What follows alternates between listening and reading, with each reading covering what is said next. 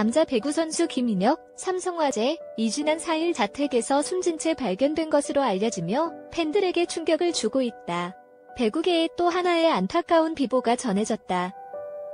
김인혁은 세상을 떠나기 전 자신의 SNS 프로필에 1995.7에서 2022.2라는 글을 남겼고 아픔을 호소하는 내용이 담긴 의미심장한 가요 가사를 업로드한 것 등에 미루어 볼 때 극단적 선택을 한 것으로 추정되고 있다.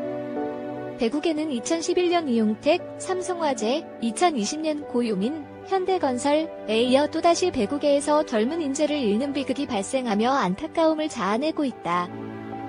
김인혁은 진주동명고 경남과기대를 거쳐 2017-2018 신인 드래프트 2라운드 3순위로 수원 한국전력 빅스톰에 지명되어 프로 경력을 시작했다. 2019에서 2020 시즌에 32경기 120세트에 출전하여 공격 성공률 49.20%로 준수한 활약을 펼치며 잠재력이 만개하는 듯 했으나 2020-2021 시즌 삼성화재로 트레이드되면서 주전 경쟁에서 밀려 백업에 그쳤다. 올 시즌에는 불과 2경기 2세트 출전하여 득점 없이 범실 2개만을 기록하며 사실상 전력으로 밀렸다. 김인혁은 B리그 통산 83경기에 출전하여 575득점, 공격 성공률 48.51%를 기록했다. 김인혁의 갑작스러운 사망이 뜨거운 감자가 되고 있는 또 다른 이유는 그가 자신의 SNS에 쓴 누리꾼들이 과도한 악성 댓글로 인한 고통을 호소했던 전력이 있기 때문이다. 김인혁은 지난해 8월 인스타그램을 통해 일부 네티즌이 작성한 악성 댓글을 공개하며 10년 넘게 들었던 오해들, 무시가 답이라 생각했는데 저도 지친다며 저를 옆에서 본 것도 아니고 저에 대해 아무것도 모르면서 저를 괴롭혀온 악플은 이제 그만해달라. 이로 인하여 김인혁이 극단적 선택을 한 이유도 악플 때문이 아니냐는 주장이 나오고 있는 상황이다. 버티기 힘들다고 밝혔다. 김인혁은 생전의 아이돌 같은 외모로 데뷔 때부터 많은 주목을 받았고 본인도 세련된 패션과 스타일링을 즐기는 모습을 SNS에서 드러내며 팬들과 소통해왔다. 오늘날에는 운동선수라도 경기장 밖에서의 사생활은 되도록 간섭하지 않고 존중받는 분위기다. 하지만 김인혁은 SNS에 올린 경기 중 모습이나 일상사진에서조차 화장설, 성형설, 성소수자설 등 유독 외모 비하와 성희롱성 댓글에 자주 시달려야 했다. 이에 김인혁은 화장 한 번도 한 적 없고 남자 안 좋아하고 성인 배우도 안 했다.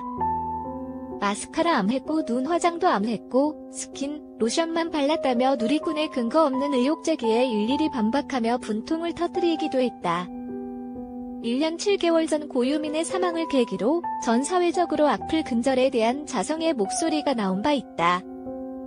네이버와 카카오, 네이트 등 국내 유명 포털 기업들은 악플의 온상으로 꼽히던 스포츠 연예 뉴스 댓글 기능을 전격 폐지한다는 결단을 내리기도 했다. 악플러들은 이제 SNS와 유튜브, 커뮤니티 등을 새로운 타깃으로 삼았다. 하지만 악플이 완전히 사라진 것은 결코 아니었다. 스포츠 스타나 연예인, 셀럽들이 직접 운영하는 SNS 계정에 직접 다이렉트 메시지, DM로 악플을 보내거나 유튜브 등을 통해 특정인을 비방하거나 음해하는 컨텐츠를 직접 만들기도 한다. 악플을 배출하는 창구가 바뀌었을 뿐 익명성을 악용하여 도를 넘는 자극적인 악플의 숫자와 수위는 더 올라갔다는 지적도 나온다. 다만 여기서 악플만이 모든 문제의 본질이라고 단정하는 것은 자칫 섣부른 접근이 될 수도 있다. 고유민 역시 사망 당시에는 악플이 주요 원인으로 지목되었으나 이후 유족들의 법적 고발로 전 소속 구단과의 갈등 등 또 다른 복잡한 문제들이 있었음이 드러나기도 했다. 김인혁 역시 생전에 악플로 인하여 적지 않은 고통을 받은 것은 사실이지만 과연 그로 인하여 극단적 선택까지 한 것인지는 아직 확실하지 않다. 무엇보다 근본적으로 현대의 프로 선수들이 과거와는 판이하게 달라진 환경에 놓여있음을 주목해야 할 필요가 있다.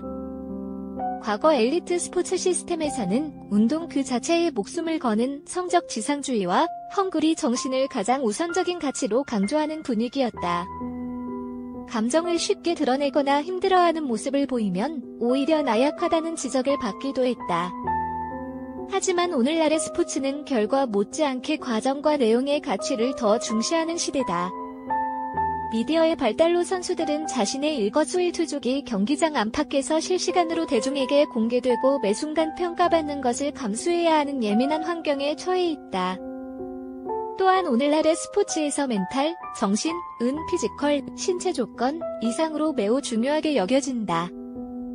과거에는 운동에 집중하는 순간에 멘탈에만 주목했지만 이제는 훈련을 하거나 휴식을 취할 때 혹은 경기장 밖에서의 사생활이나 자기관리에서도 프로다운 멘탈을 요구하는 시대다.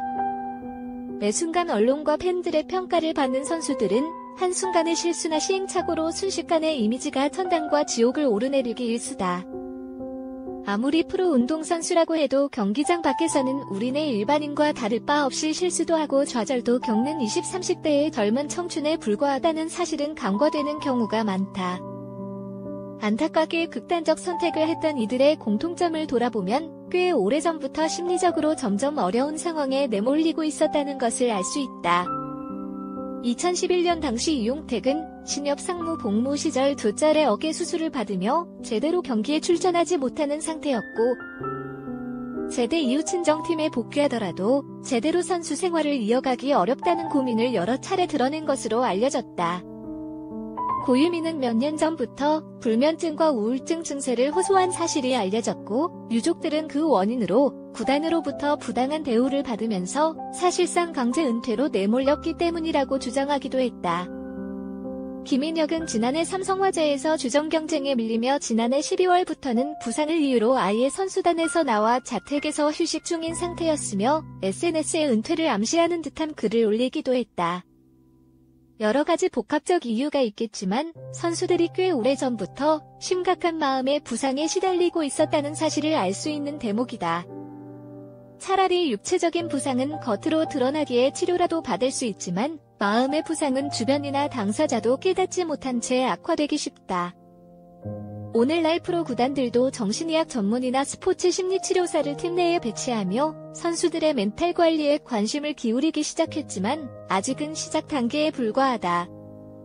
더구나 폐쇄적인 조직 구조 안에서 선수의 활용 가치에 따라 경쟁 생존 방출 등의 순환이 불가피한 체육계 시스템상 성인 선수들의 다양한 개인사 속사정까지 일일이 파악하고 케어해주기란 어려운 한계가 있는 것도 사실이다.